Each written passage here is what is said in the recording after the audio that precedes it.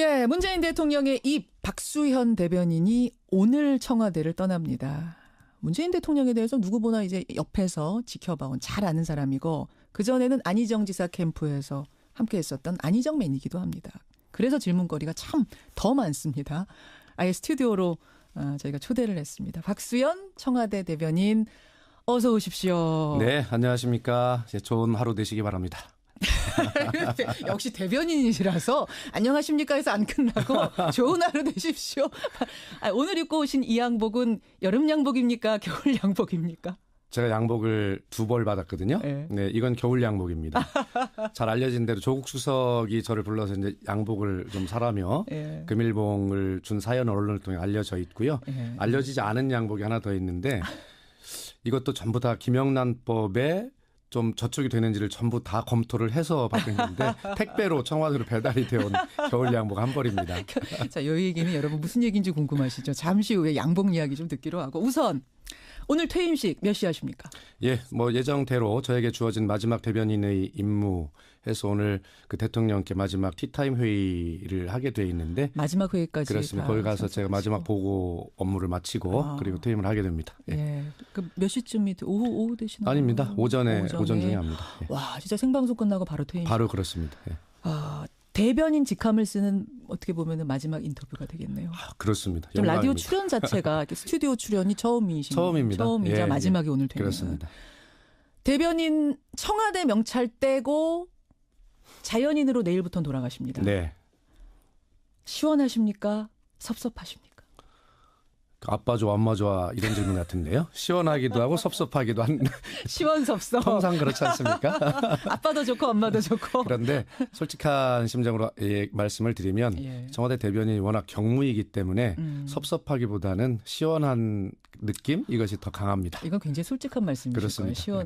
얼마나 경무라고 지금 말씀하셨는데 사실은 박수현 대변인 별명이요, 여러분. 일벌레예요, 일벌레. 일벌레 수현 씨 맞으시죠?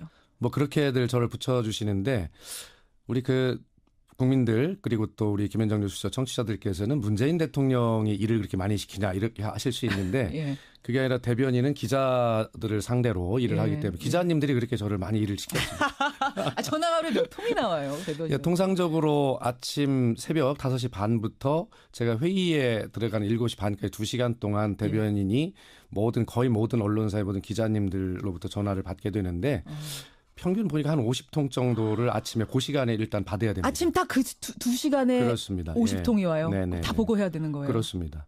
거의 그 기자님들 입장에서는 하루에 그 취재 방향을 정하고 또 조간해난 기사들 이런 것들을 뭐 체크도 해야 되고 하는 굉장히 중요한 일과 아니겠습니까? 그렇기 때문에 한 사람도 빠뜨리지 않고 다 응대를 해도 거의 제가 그렇게 하려고 노력을 했습니다. 예. 그렇군요. 시원하시겠네요, 진짜. 그렇습니다.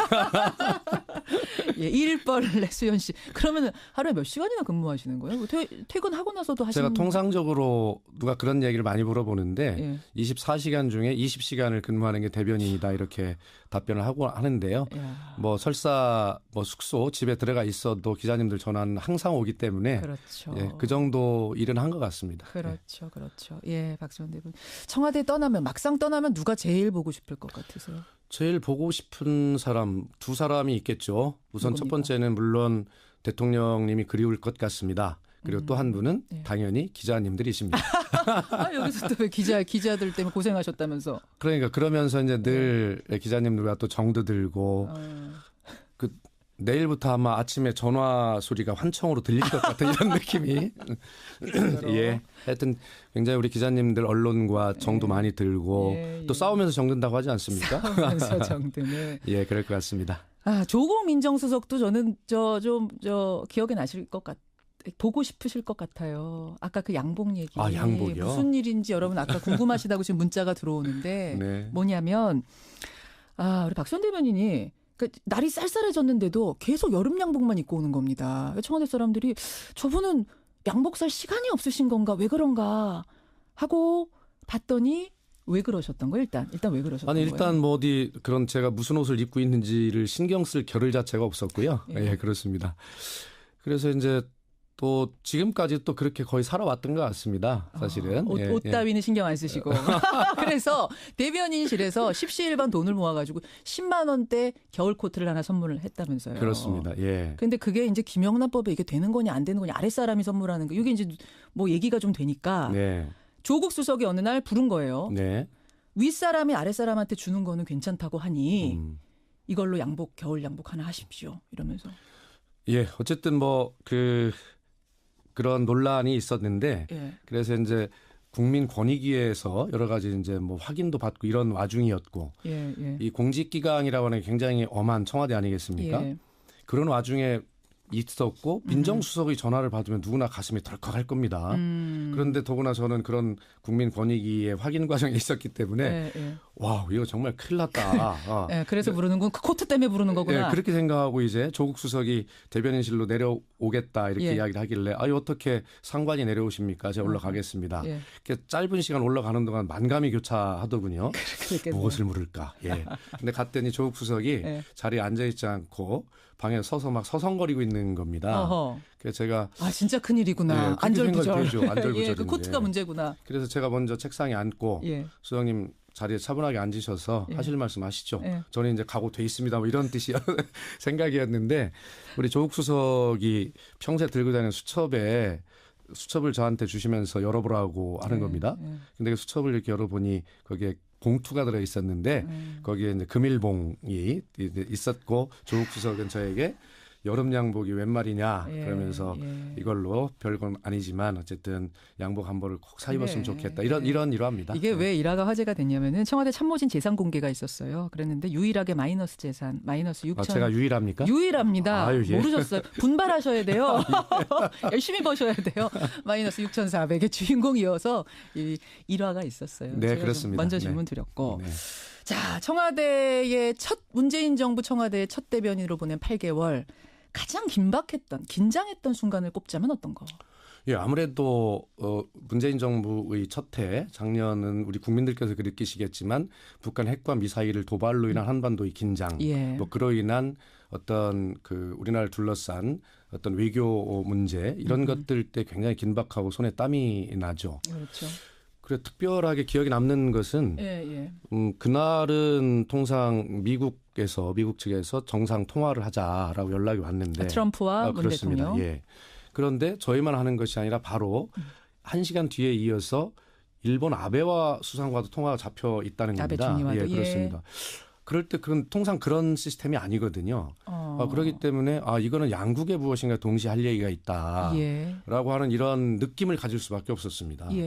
그날은 마침 제가 사정이 있어서 그 통화 회담에는 제가 배석을 하지 못하고 윤영찬 국민소통 수석이 배석을 했는데 와 진짜 저도 손에 땀이 났고 윤 수석도 굉장히 손에 땀이 났다고 그래요. 트럼프 대통령과 미국 측의 입장이 어떤 것을 이야기를 할까. 혹시라도 뭐 선제 공격하자는 이런 말이라도 나오면 이거 어떻게 말씀드리긴 그렇지만 아마 저희들 나름대로는 이제 그런 느낌을 가지고 있었죠. 양국의 동시에 이걸 어떻게 조정해야 해야 되나.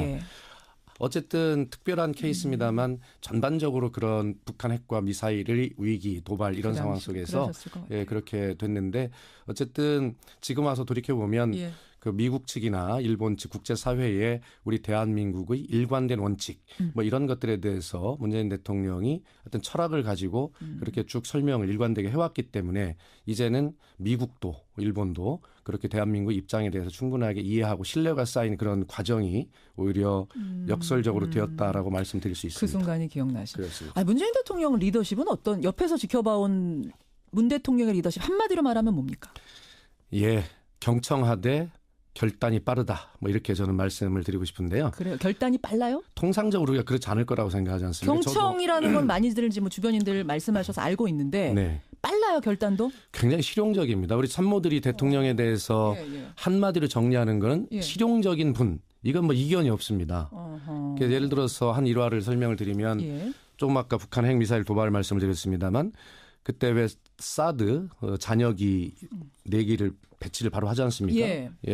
그때도 아마 한밤중에 NSC 회의가 열려가지고 굉장히 심각한 상황이었는데 그때 우리 국민들께서도 깜짝 놀라셨을 것입니다. 문재인 대통령이 직접 사드 잔여기를 배치하라라고 이렇게 했죠. 그랬죠. 그때 아마 NSC에서 그 외교 안보 라인이었을 텐데 그렇게 되면 중국과의 외교 관계가 더 문제가 생기지 않겠습니까? 예. 누구나 그렇게 예상할 수 있죠. 당연하죠. 상식적으로. 그렇죠. 그러자 제 기억으로는 문재인 대통령께서는 그것을 이 NSC 회의 결과로 발표하지 말고 바로 대통령의 지시사항으로 발표하라 이렇게 결단을 하십니다.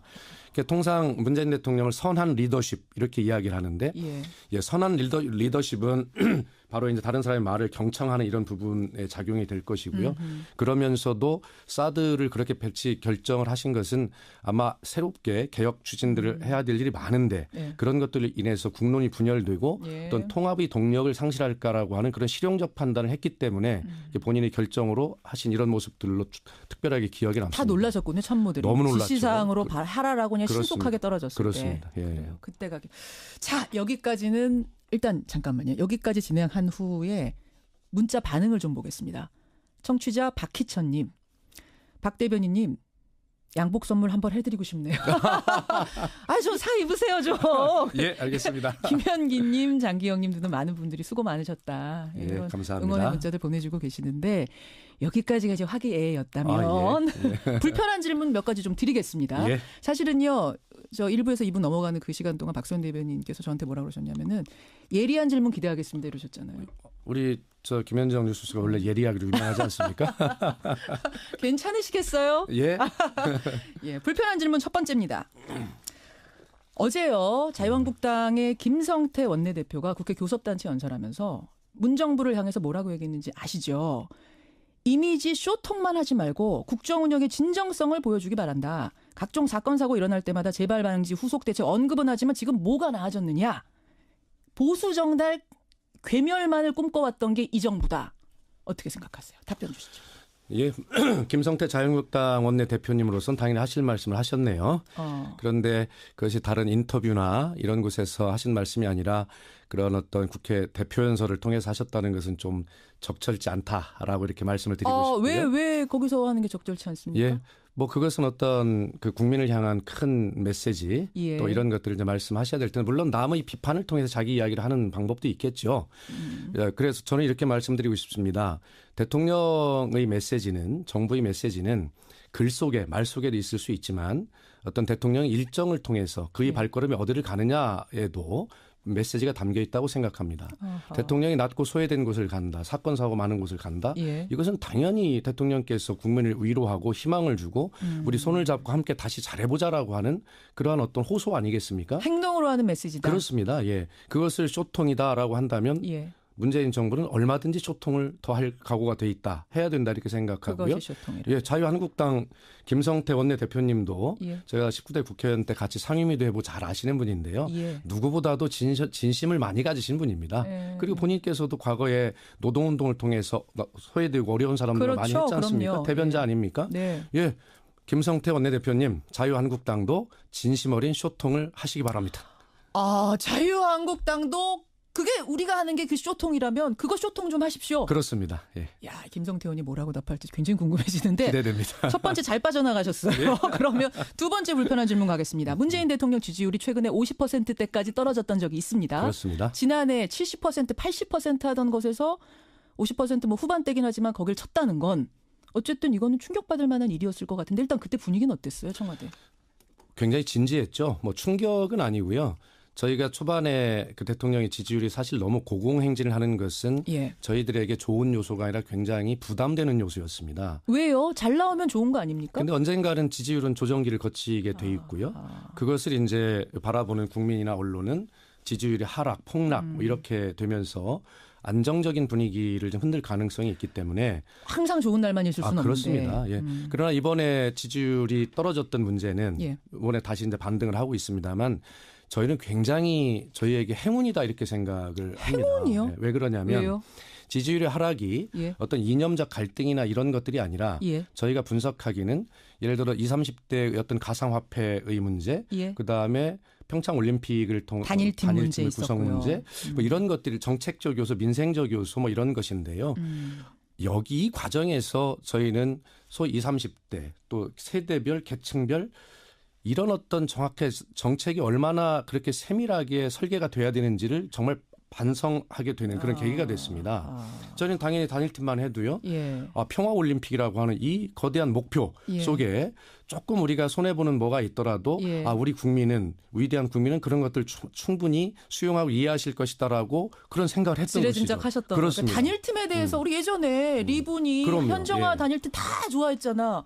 여기에 대해서 반대 목소리가 나올 거라는 것까지는 예상을 못하셨다. 예, 그래서 이것이 우리가 새롭게 한 새로운 사회의 현상으로 우리가 받아들이고요. 예. 앞으로 정책 설계를 할 때 예. 이렇게 그런 어떤 세대별 계층별 세밀하게 설계를 할 수 있다면 채찍이 됐다 이 말씀이시군요. 그렇습니다. 오히려 반성이 국민에게 됐다. 더 행복한 그런 정책을 펼칠 수 있고 예. 오히려 그런 것들을 통해서 지지율은 안정적으로 또 유지해 나갈 수 있을 것이다라고 하는 정말 국민의 삶을 변화를 체감할 수 있는 그런 어떤 계기가 됐다. 오히려 초반에 채찍 맞은 게 낫다. 그렇습니다. 예, 아직 예. 1년 전이니까 네. 지금 맞은 게 낫다. 그러면 더 내려가진 않을 거라고 보세요. 이제 당연히 그렇게 기대합니다. 기대하시고 알겠습니다. 자, 세 번째 질문. 주로 이것도 뭐 야당에서 하는 질문이긴 합니다만 문재인 정부가 너무 적폐청산에 매달리는 거 아니냐. 왜 이렇게 뭐 이명박 대통령, 박근혜 전 대통령한테만 매달리느냐. 이건 어때요? 예, 그런 지적을 하시는 분들이 많던데요. 예. 우리나라 역사뿐만 아니라 세계 모든 역사를 살펴보아도요. 예. 예, 청산하지 못한 과거가 미래 세대, 후배 세대들에게 후세에게 어떤 영향을 미치는지는 증명하고 있습니다. 자, 적폐청산, 정치 보복이 아닙니다. 이것은 적폐청산은 과거가 아니라 미래입니다. 그렇기 때문에 미래다. 그렇습니다. 예, 미래를 위한 주축들 아니겠습니까? 예를 들어서 어떤 잘못된 부분을 덮고 가자, 덮고 간다고 해서 덮고 해결되는 것이 아닙니다. 그래서 해결하고 가야 새로운 구조를 만들어낼 수 있고 지속 가능한 발전을 기약할 수 있지 않겠습니까? 밑장이 튼튼해야 그렇습니다. 위로 계속 쌓아갈 수 있다. 이 점에 하나 또 말씀드리고 싶은 것은 문재인 정부가 적폐청산만 했습니까? 그렇지 않습니다. 2017년 하반기에 무너진 민주주의 새로운 나라를 일으켜 세우는 예. 외형을 세우는 작업도 했다면 우리 경제 정책을 새롭게 바꾸는 소득 주도형 성장 그리고 국민의 진짜 소득이 높아지는 이러한 정책으로 예. 대전환을 하는 정책의 씨앗도 뿌렸죠. 아유, 일 열심히 하시네요. 국정홍보 열심히 하십니다. 감사합니다. 시간이 많지 않은데 네. 일단 불편한 질문 여기까지 일단 하기로 하고 네. 다음 주 월요일에 충남도지사 선언하세요. 출마 선언. 예, 그렇게는 예정하고 있습니다. 이미 다 이제 알려진 이야기니까 그렇습니다. 제가 편하게 합니다만 네. 충남도지사 일단 자신 있으십니까? 예, 하여튼 뭐 최선을 다하겠습니다. 이게 정답이겠습니다만 그래도 우리 프로그램 특성답게 자신 있습니다. 이렇게 답변해 좋을 것 같습니다. 저희가 좀 시원한 프로거든요. 그렇습니다. 예. 답을 쭈삣쭈삣 하시면 안 돼요. 그렇습니다. 네, 자신 있습니다. 네. 안희정 지사는 네. 뭐라고 하십니까? 안희정 지사는 물론 중립을 지키겠다고 얘기하시죠.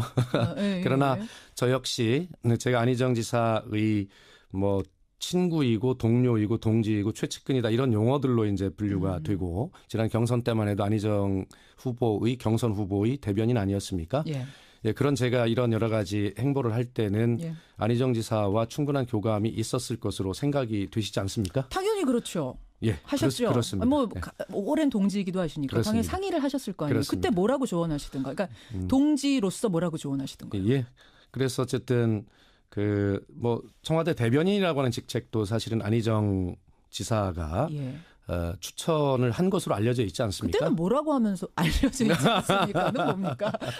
뭐라고 하면서 가라고 하시던가요? 예, 어쨌든 도지사에 출마를 하려면 적어도 다른 직책보다는 적어도 청와대에 가서 봉사하는 그런 모습 또 도정은 이미 많은 것들이 이제 경험해 왔으니 중앙에 가서 중앙의 국정이 어떻게 되는지 이런 것도 좀 볼 필요가 있다라고 하는 말씀이 계셨고요. 그래서 가라고 안 가려고 하셨어요? 그러면 청와대 대변인? 저는 뭐 그렇게 크게 기대나 상상을 하고 있지 않았습니다. 근데 왜 안희정 지사가 오히려 제안 들어왔을 때 추천? 안희정 지사와 함께 도에서 어떤 일할 수 있는 뭐 그런 계획을 세우고 있었는데 오히려 그것보다는 가시라. 이것이 더 도움이 되겠다라고 하는 그런 판단들을 했고 그런 교감을 했습니다. 그렇군요. 그래서 대변인 갖고 경험 쌓고 중앙에서 이제는 도전을 하게 되는 지금도 이제 열심히 해라. 뭐 네, 그러나 지금은 이제 그때와 상황과 달리 저와 경쟁하는 당내 훌륭한 분들도 이제 계실 것이기 때문에 안희정 지사로서는 이제 그때와 입장이 좀 다를 것이고요.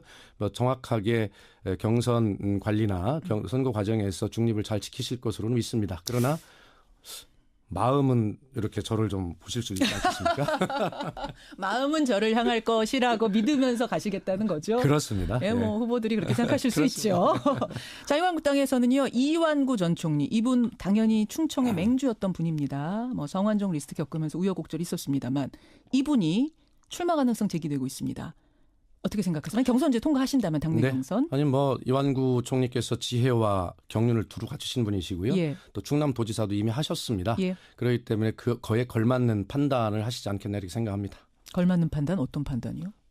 예, 저는 뭐 지금 언론에도 보도가 되고 있습니다만 이미 국무총리까지 하셨고 또 도지사도 이미 지내신 분이 다시 충남도지사에 도전하겠나라고 하는 그런 생각을 하고 있습니다. 격이 맞지 않는다 다시 도전은.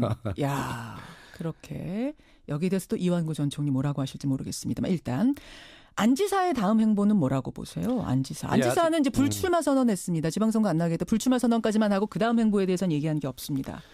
예, 지방선거 불출마 선언과 동시에 도지사 임기를 하루도 안 빠지고 다 채우겠다라고 이렇게 선언을 했죠. 예.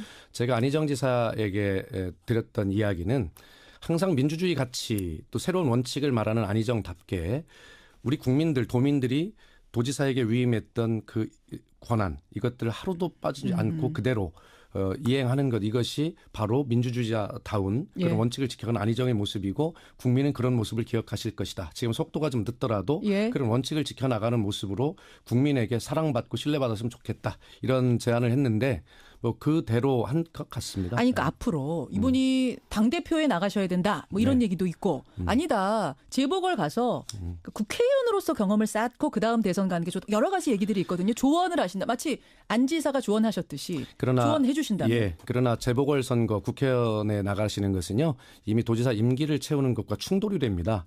왜냐하면 불가능한. 120일 전에 그러네요. 공직선거 사퇴를 해야 되기 때문에 재보궐선거는 출마하지 않는다는 것을 의미하고 당 대표의 일정 이런 것에 대해서 어떤 결정도 내린 것이 없지만 그런 스탠스 속에서 좀 여유 있게 아니 그러니까 개인적으로는 어떻게 하시길 바라세요? 저요? 당 대표. 예, 저는 뭐 굳이 국민 믿고 뭐 당 대표에 도전을 하는 것보다는 여러 가지 국민과 함께 또 세계가 어떻게 변하고 있는지 여러 가지 이런 문제들을 좀 정말 지도자가 되겠다는 사람이니까 그런 자신의 어떤 비전과 역량 이런 것들을 좀 갖춰 나가는데 좀 시간을 보냈으면 좋겠다. 그쪽으로 보고 계시는군요. 저는 개인적으로는 그렇게 생각합니다. 알겠습니다. 청와대 오늘 퇴임식합니다. 박수현 대변인.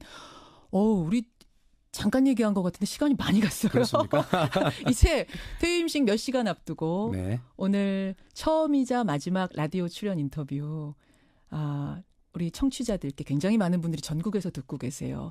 짧게 한 말씀 하시죠. 예, 오늘 국민 여러분, 청취자 여러분과 함께한 저도 굉장히 행복했습니다. 저도 첫 출연인데 너무 인상 깊었고요.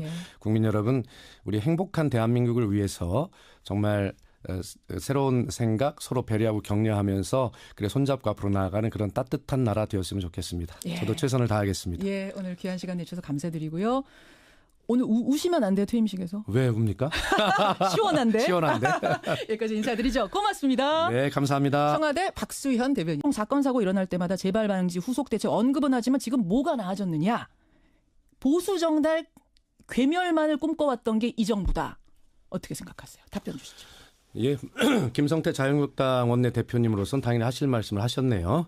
그런데 그것이 다른 인터뷰나 이런 곳에서 하신 말씀이 아니라 그런 어떤 국회 대표연설을 통해서 하셨다는 것은 좀 적절치 않다라고 이렇게 말씀을 드리고 싶고요. 왜 거기서 하는 게 적절치 않습니까? 예, 뭐 그것은 어떤 그 국민을 향한 큰 메시지 또 이런 것들을 이제 말씀하셔야 될 텐데 물론 남의 비판을 통해서 자기 이야기를 하는 방법도 있겠죠. 그래서 저는 이렇게 말씀드리고 싶습니다. 대통령의 메시지는 정부의 메시지는 글 속에 말 속에도 있을 수 있지만 어떤 대통령의 일정을 통해서 그의 발걸음이 어디를 가느냐에도 메시지가 담겨 있다고 생각합니다. 대통령이 낮고 소외된 곳을 간다. 사건 사고 많은 곳을 간다. 이것은 당연히 대통령께서 국민을 위로하고 희망을 주고 우리 손을 잡고 함께 다시 잘해보자라고 하는 그러한 어떤 호소 아니겠습니까? 행동으로 하는 메시지다. 그렇습니다. 예, 그것을 쇼통이다라고 한다면 문재인 정부는 얼마든지 소통을 더 할 각오가 돼 있다. 해야 된다 이렇게 생각하고요. 그것이 소통이라. 예, 자유한국당 김성태 원내대표님도 예. 제가 19대 국회의원 때 같이 상임위도 해보고 잘 아시는 분인데요. 예. 누구보다도 진심을 많이 가지신 분입니다. 예. 그리고 본인께서도 과거에 노동운동을 통해서 소외되고 어려운 사람들 그렇죠. 많이 했지 않습니까? 그럼요. 대변자 예. 아닙니까? 네. 예, 김성태 원내대표님 자유한국당도 진심 어린 소통을 하시기 바랍니다. 아, 자유한국당도 그게 우리가 하는 게 그 쇼통이라면 그거 쇼통 좀 하십시오. 그렇습니다. 예. 야, 김성태 의원이 뭐라고 답할지 굉장히 궁금해지는데 기대됩니다. 첫 번째 잘 빠져나가셨어요. 그러면 두 번째 불편한 질문 가겠습니다. 문재인 대통령 지지율이 최근에 50%대까지 떨어졌던 적이 있습니다. 그렇습니다. 지난해 70%, 80% 하던 것에서 50% 후반대긴 하지만 거길 쳤다는 건 어쨌든 이거는 충격받을 만한 일이었을 것 같은데 일단 그때 분위기는 어땠어요, 청와대? 굉장히 진지했죠. 뭐 충격은 아니고요. 저희가 초반에 그 대통령의 지지율이 사실 너무 고공행진을 하는 것은 예. 저희들에게 좋은 요소가 아니라 굉장히 부담되는 요소였습니다. 왜요? 잘 나오면 좋은 거 아닙니까? 그런데 언젠가는 지지율은 조정기를 거치게 돼 있고요. 그것을 이제 바라보는 국민이나 언론은 지지율의 하락, 폭락 뭐 이렇게 되면서 안정적인 분위기를 좀 흔들 가능성이 있기 때문에 항상 좋은 날만 있을 수는 그렇습니다. 없는데. 예. 그러나 이번에 지지율이 떨어졌던 문제는 예. 이번에 다시 이제 반등을 하고 있습니다만 저희는 굉장히 저희에게 행운이다 이렇게 생각을 합니다. 행운이요? 예. 왜 그러냐면 왜요? 지지율의 하락이 예. 어떤 이념적 갈등이나 이런 것들이 아니라 예. 저희가 분석하기는 예를 들어 20, 30대의 어떤 가상화폐의 문제, 예. 그다음에 평창 올림픽을 통한 단일팀 문제 구성 있었고요. 문제, 뭐 이런 것들이 정책적 요소, 민생적 요소 뭐 이런 것인데요. 여기 이 과정에서 저희는 소위 20, 30대 또 세대별 계층별 이런 어떤 정책이 얼마나 그렇게 세밀하게 설계가 돼야 되는지를 정말 반성하게 되는 그런 계기가 됐습니다.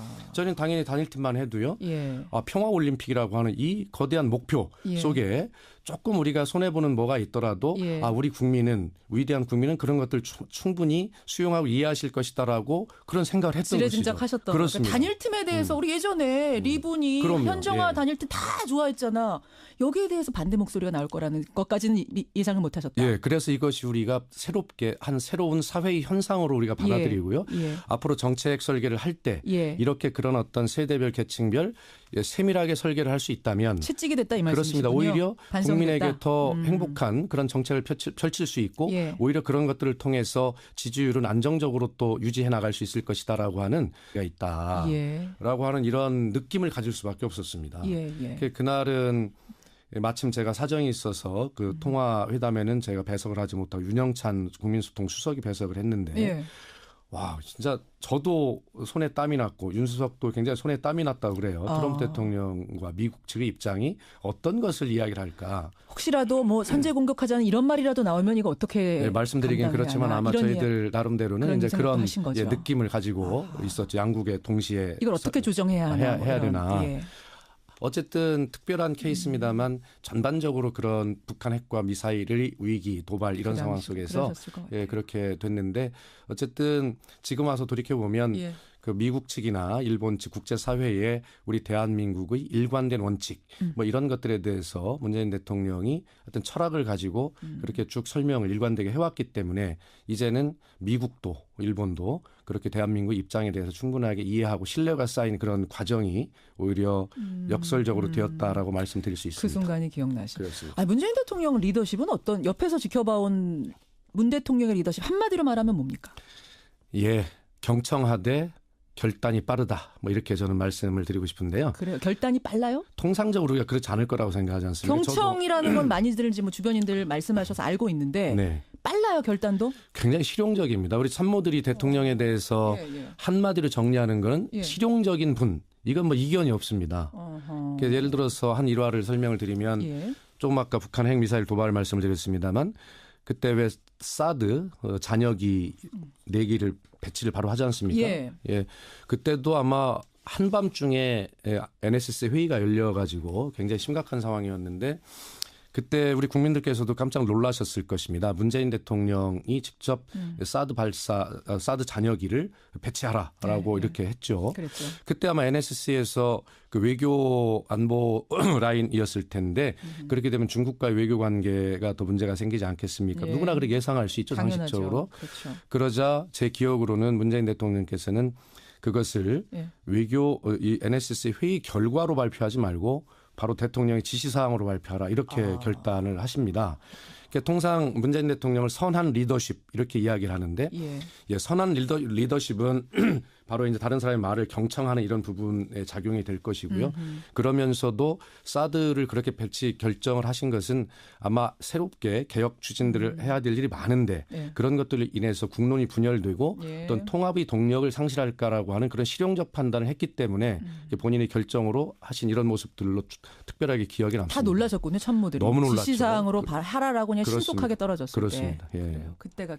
자, 여기까지는 일단 잠깐만요. 여기까지 진행한 후에 문자 반응을 좀 보겠습니다. 청취자 박희천님, 박 대변인님 양복 선물 한번 해드리고 싶네요. 좀 사 입으세요 좀. 예, 알겠습니다. 김현기님, 장기영님 등등 많은 분들이 수고 많으셨다. 예, 감사합니다. 응원의 문자들 보내주고 계시는데 여기까지가 이제 화기애애였다면 예. 불편한 질문 몇 가지 좀 드리겠습니다. 예. 사실은요, 저 1부에서 2부 넘어가는 그 시간 동안 박수현 대변인께서 저한테 뭐라고 그러셨냐면은 예리한 질문 기대하겠습니다 이러셨잖아요. 우리 저 김현정 뉴스가 원래 예리하기로 유명하지 않습니까? 괜찮으시겠어요? 예. 예, 불편한 질문 첫 번째입니다. 어제요, 자유한국당의 김성태 원내대표가 국회 교섭단체 연설하면서 문정부를 향해서 뭐라고 얘기했는지 아시죠?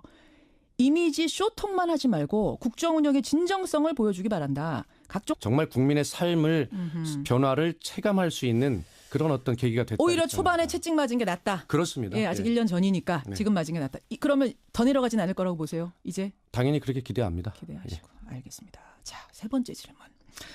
주로 이것도 뭐 야당에서 하는 질문이긴 합니다만 문재인 정부가 너무 적폐청산에 매달리는 거 아니냐. 왜 이렇게 뭐 이명박 대통령, 박근혜 전 대통령한테만 매달리느냐. 이건 어때요? 예, 그런 지적을 하시는 분들이 많던데요. 예. 우리나라 역사뿐만 아니라 세계 모든 역사를 살펴보아도요. 예. 예, 청산하지 못한 과거가 미래 세대, 후배 세대들에게 후세에게 어떤 영향을 미치는지는 증명하고 있습니다.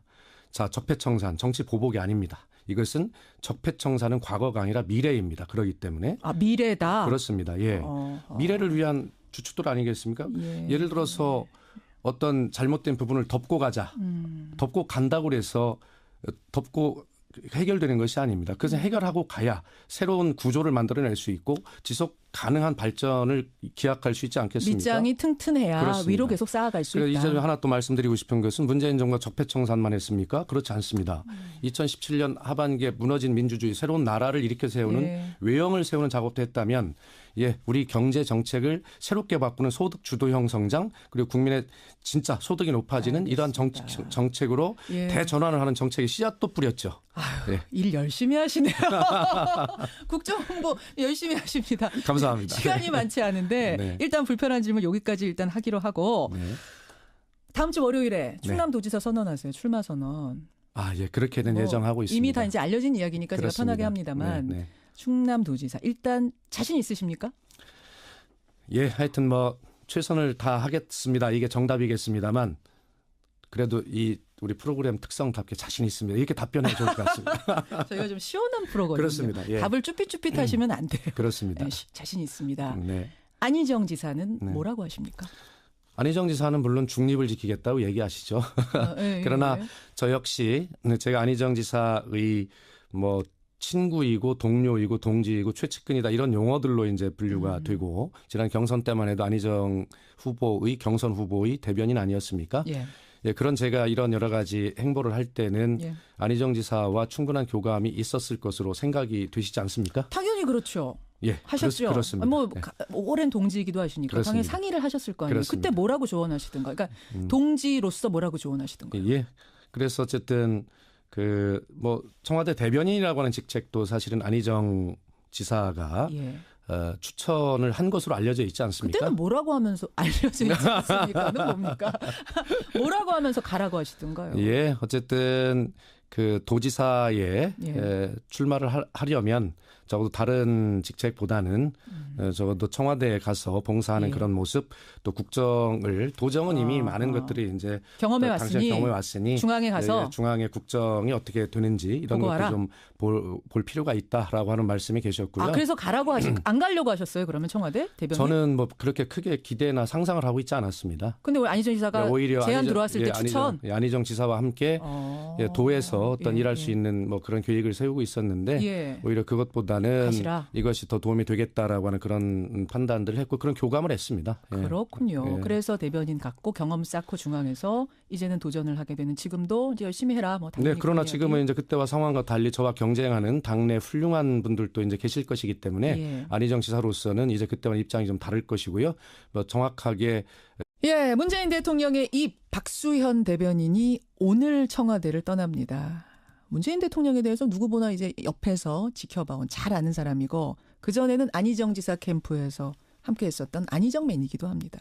그래서 질문거리가 참 더 많습니다. 아예 스튜디오로 저희가 초대를 했습니다. 박수현 청와대 대변인 어서 오십시오. 네, 안녕하십니까. 좋은 하루 되시기 바랍니다. 역시 대변인이시라서 안녕하십니까 해서 안 끝나고 좋은 하루 되십시오. 오늘 입고 오신 이 양복은 여름 양복입니까? 겨울 양복입니까? 제가 양복을 2벌 받았거든요. 네, 이건 겨울 양복입니다. 잘 알려진 대로 조국 수석이 저를 불러서 이제 양복을 좀 사라며 금일봉을 준 사연을 언론을 통해 알려져 있고요.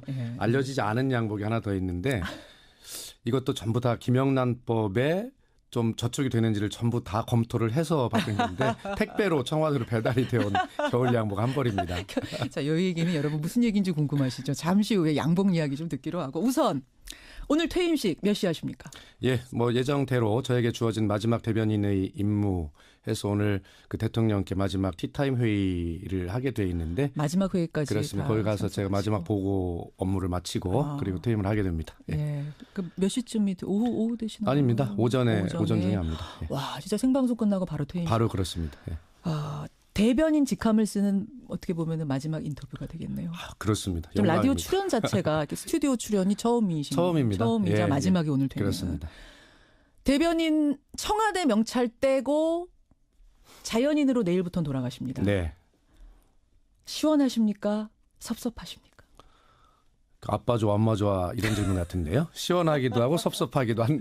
시원섭섭. 통상 그렇지 않습니까? 아빠도 좋고 엄마도 좋고. 그런데 솔직한 심정으로 말씀을 드리면 청와대 대변인이 워낙 경무이기 때문에 섭섭하기보다는 시원한 느낌 이것이 더 강합니다. 이건 굉장히 솔직한 말씀이실 그렇습니다. 거예요. 얼마나 경무라고 지금 말씀하셨는데 사실은 박수현 대변인 별명이요, 여러분. 일벌레예요, 일벌레. 일벌레 수현 씨 맞으시죠? 뭐 그렇게들 저를 붙여주시는데 우리 그 국민들 그리고 또 우리 김현정 뉴스쇼 청취자들께서는 문재인 대통령이 일을 그렇게 많이 시키냐 이렇게 하실 수 있는데 그게 아니라 대변인은 기자들을 상대로 일을 하기 때문에 기자님들이 그렇게 저를 많이 일을 시켰습니다. 전화가 하루에 몇 통이 나와요, 대변인? 통상적으로 아침 새벽 5시 반부터 제가 회의에 들어가는 7시 반까지 2시간 동안 대변인이 거의 모든 언론사의 모든 기자님들로부터 전화를 받게 되는데 평균 보니까 한 50통 정도를 아침에 그 시간에 일단 받아야 됩니다. 아침 딱 그 2시간에 그렇습니다. 50통이 와요? 다 보고해야 되는 거예요? 그렇습니다. 거의 그 기자님들 입장에서는 하루에 그 취재 방향을 정하고 또 조간해난 기사들 이런 것들 뭐 체크도 해야 되고 하는 굉장히 중요한 일과 아니겠습니까? 그렇기 때문에 한 사람도 빠뜨리지 않고 다 응대를 해서 거의 제가 그렇게 하려고 노력을 했습니다. 그렇군요. 시원하시겠네요, 진짜. 그렇습니다. 일벌레 수현 씨. 그러면 하루에 몇 시간이나 근무하시는 거예요? 퇴근하고 나서도 하시는 제가 통상적으로 누가 그런 얘기를 많이 물어보는데 24시간 중에 20시간을 근무하는 게 대변인이다 이렇게 답변을 하고 하는데요. 뭐 설사 뭐 숙소 집에 들어가 있어도 기자님들 전화는 항상 오기 때문에 그 정도 일은 한 것 같습니다. 그렇죠. 박수현 대변인. 청와대 막상 떠나면 누가 제일 보고 싶을 것 같으세요? 제일 보고 싶은 사람 2사람이 있겠죠. 우선 첫 번째는 물론 대통령님이 그리울 것 같습니다. 그리고 또 한 분은 당연히 기자님들이십니다. 여기서 또 왜 기자들 때문에 고생하셨다면서? 그러니까 그러면서 이제 늘 기자님들과 또 정도 들고 내일부터 아마 아침에 전화 소리가 환청으로 들릴 것 같은 이런 느낌이.